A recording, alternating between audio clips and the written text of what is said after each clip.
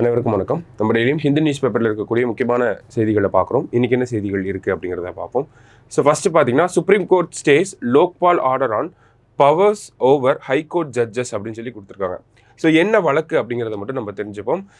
சமீபத்தில் என்ன ஆயிருக்கு அப்படின்னு பார்த்தோன்னா, லோக்பாலோட தலைவர் வந்து ஜஸ்டிஸ் ஏஎம் கான்வில்கார். ஸோ அவர் தலைமையில் இருக்கக்கூடிய இந்த லோக்பால் என்ன பண்ணியிருக்காங்க அப்படின்னா, ஹைகோர்ட் ஜட்ஜஸ் எல்லாருமே லோக்பாலோட ஜூரிஸ்டிக்ஷனுக்குள்ளே வருவாங்க, அவங்களுடைய அந்த விசாரிக்கக்கூடிய அதிகாரத்துக்குள்ள ஹைகோர்ட் ஜட்ஜஸும் வருவாங்க அப்படிங்கிறத ஒரு ஜட்ஜ்மெண்ட்டாக வெளியிட்டிருந்தாங்க. ஓகேங்களா. பொதுவாகவே லோக்பால் அப்படிங்கிறத எடுத்துக்கிட்டோம்னா, நமக்கு லோக்பால் லோக் ஆயுக்தா சட்டம் 2013 படி பார்க்குறப்ப லோக்பால் அப்படிங்கிற அமைப்பு நமக்கு பிரதமர்கள் மற்றும் அவர் கூட இருக்கக்கூடிய அமைச்சர்கள், group A group B officers, இந்த மாதிரியான நபர்கள் அவங்க ஏதாவது ஊழல் குற்றச்சாட்டுகள் செய்கிறாங்களா அதை விசாரிக்கிறதுக்காக ஏற்படுத்தப்பட்ட அமைப்பு தான் லோக்பால் அப்படிங்கிற அமைப்பு. அவங்களோட ஜூரிஸ்டிக்ஷனுக்குள்ள அந்த சட்டத்தின்படி பார்க்குறப்ப ஹைகோர்ட் ஜட்ஜஸ் வரமாட்டாங்க. ஓகேங்களா. ஆனால் சமீபத்தில் இந்த வழக்கில் தீர்ப்பு சொன்ன லோக்பால் என்ன சொல்லியிருந்தாங்க அப்படின்னா, ஹைகோர்ட் ஜட்ஜஸும் உள்ளே வருவாங்க. அது அந்த ஹைகோர்ட் ஜட்ஜஸ் ரிலேட் பண்ணி ஒரு கம்பெனிக்கு வந்து ஃபேவரட்டிசம் பண்ணிட்டாங்க அப்படிங்கிற மாதிரியான குற்றச்சாட்டு அந்த வழக்கு. ஸோ அதனால் என்ன சொல்லியிருக்காங்கன்னா, அந்த தீர்ப்பில் ஹைகோர்ட் ஜட்ஜஸுமே இந்த ஜூரிஸ்டிக்ஷனுக்குள்ளே வருவாங்க அப்படிங்கிறத சொல்லியிருந்தாங்க. அந்த ஒரு ஜட்ஜ்மெண்ட்டை வந்து ஸ்டே பண்ணியிருக்காங்க சுப்ரீம் கோர்ட். அதுதான் இந்த இடத்துல நமக்கு கொடுத்துருக்காங்க. சரியா. அடுத்ததாக பார்த்தோம்னா, Rekha Gupta 9th chief minister of Delhi. ஓகேங்களா. ஸோ சீஃப் மினிஸ்டர் ஆஃப் டெல்லியாக வந்திருக்காங்க. 9th chief minister of Delhi. அது மட்டும் இல்லாமல் இந்தியாவோட 18th விமன் சீஃப் மினிஸ்டராகவும் யார் வந்திருக்காங்க அப்படின்னு பார்த்தோன்னா, ரேகா சர்மா தான் வந்திருக்காங்க. சரியா. அடுத்தது, மைக்ரோசாஃப்ட் அன்வீல்ஸ் நியூ குவாண்டம் சிப் அப்படின்னு சொல்லி கொடுத்துருக்காங்க. ஓகேவா. ஸோ மைக்ரோசாஃப்ட் அவங்களோட ஒரு நியூ இன்னோவேஷனாக என்ன பண்ணியிருக்காங்க அப்படின்னா, குவாண்டம் சிப் அப்படிங்கிறத அறிமுகப்படுத்தியிருக்காங்க. ஸோ அதோட பேர் என்ன அப்படின்னு பார்த்தோம்னா, மஜோரனா 1 அப்படின்னு சொல்லி பேர் வச்சுருக்காங்க. சரியா. ஸோ இதே மாதிரி நமக்கு கூகுள் கூட சமீபத்தில் ஒரு குவாண்டம் சிப்பை ரிலீஸ் பண்ணியிருந்திருப்பாங்க. கூகுளோட குவாண்டம் சிப் பேர் என்ன அப்படின்னு பார்த்தீங்கன்னா, வில்லோ அப்படின்னு சொல்லி சொல்லுவாங்க. சரியா.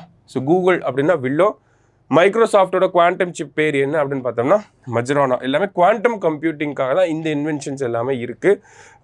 சூப்பர் கம்ப்யூட்டர்ஸோட அட்வான்ஸ்டு கம்ப்யூட்டர்ஸ் தான் குவாண்டம் கம்ப்யூட்டர்ஸ் அப்படின்னு நம்ம சொல்லுவோம். ரொம்ப இயர்ஸ் எடுத்துக்கக்கூடிய கால்குலேஷனை கூட ரொம்ப ஃபாஸ்ட்டாக முடிக்கிற எபிலிட்டி இருக்கிறது தான் இந்த குவாண்டம் கம்ப்யூட்டர்ஸ். சரிங்களா. எல்லாமே சப்அட்டாமிக் லெவல்ஸில் ரன் ஆகும். கியூபிட்ஸ் அப்படிங்கிற இதோட ஸ்பீடை எப்படி சொல்லுவாங்க அப்படின்னு பார்த்தோன்னா, கியூபிட்ஸ் அப்படிங்கிற அளவுகோலில் மெஷர் பண்ணுவாங்க. ஓகேங்களா. எப்படி நம்ம நார்மல் கம்ப்யூட்டர்ஸ்னால் 0s and 1s சொல்கிறோமோ, குவாண்டம் கம்ப்யூட்டர்ஸ்னால் கியூபிட்ஸ் அப்படின்னு சொல்லுவாங்க. சரியா. ரைட். அடுத்ததாக பார்த்தீங்க அப்படின்னா, நமக்கு தமிழ்நாடு பேஜில் ஒரு செய்தி இருந்துச்சு, சின்ன செய்தி. தமிழ்நாடு என்ன சொல்லியிருக்காங்க அப்படின்னா, government names 4 members to SC/ST commission அப்படின்னு சொல்லி கொடுத்துருக்காங்க. ஓகேங்களா. Government names 4 members to SC/ST commission அப்படின்னு சொல்லி. ஸோ SC/ST கமிஷனோட வைஸ் சேர்பர்சனாக யார் அப்பாயிண்ட் பண்ணியிருக்காங்க தமிழ்நாடு அரசாங்கம் பார்த்தோம்னா, இமயம் அப்படிங்கிற எழுத்தாளர், கேள்விப்பட்டிருப்பீங்க. இமயம் அப்படிங்கிற எழுத்தாளர், இவரை வந்து வைஸ் சேர்பர்சனாக வந்து அப்பாயிண்ட் பண்ணியிருக்காங்க. இமயம் அப்படிங்கிறது அவருடைய அந்த பெண் நேம். ஓகேங்களா. இவரோட உண்மையான பேர் என்ன அப்படின்னு பார்த்தோம்னா, அண்ணாமலை அப்படிங்கிறதா இவரோட உண்மையான நேம். ஸோ இமயம் அவர்களை வந்து வைஸ் சேர்பர்சனாக அப்பாயிண்ட் பண்ணியிருக்காங்க. சரியா. ஸோ SC/ST கமிஷனை பொறுத்த வரைக்கும் பார்த்தோம்னா, இதனுடைய தலைவராக தமிழ்வாணன் அப்படிங்கிறவர் இருக்கார். ஓகேங்களா. போன வருஷம் அக்டோபரில் இவர் அப்பாயிண்ட் பண்ணியிருப்பாங்க. தமிழ்வாணன் அவர்கள் தான் வந்து இந்த அமைப்போட தலைவராக இருக்கார். சரிங்களா. ஸோ இவங்களோட பதவிக்காலம் எவ்வளவு அப்படின்னு பார்த்தோம்னா, 3 years or 75 years of age. ஓகேங்களா. 3 years or 75 years of age அப்படிங்கிறதா இவங்களுடைய பதவிக்காலமாக இருக்குது. சரியா.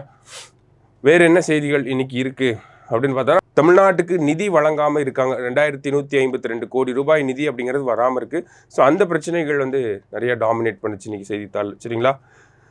அது மட்டும் இல்லாமல் கடைசியாக பார்த்தோம்னா, இன்றைக்கி February 21 எல்லாருக்குமே தெரிஞ்ச ஒரு டே. ஓகேங்களா. இன்டர்நேஷ்னல் மதர் லாங்குவேஜ் டே, உலக தாய்மொழி தினம் அப்படிங்கிறது இன்றைக்கி கொண்டாடப்படுது. சரிங்களா. ஸோ இன்றைக்கி முக்கியமான செய்திகளை பார்த்துருக்கோம். நன்றி.